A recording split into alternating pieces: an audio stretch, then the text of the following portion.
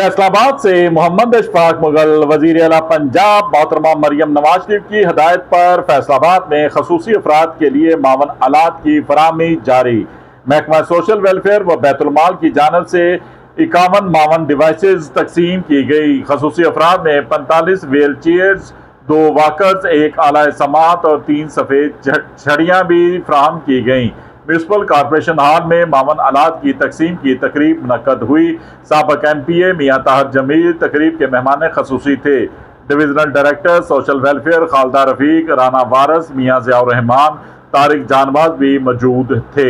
खसूसी अफराद रियासत की जिम्मेदारी हैं। वज़ीर आला पंजाब मरियम नवाज शरीफ खसूसी अफराद को माशरे का कारआमद फर्द बनाना चाहती है। मावन आलात से स्पेशल पर्सनस की मुश्किलात में वाज़िया कमी आएगी।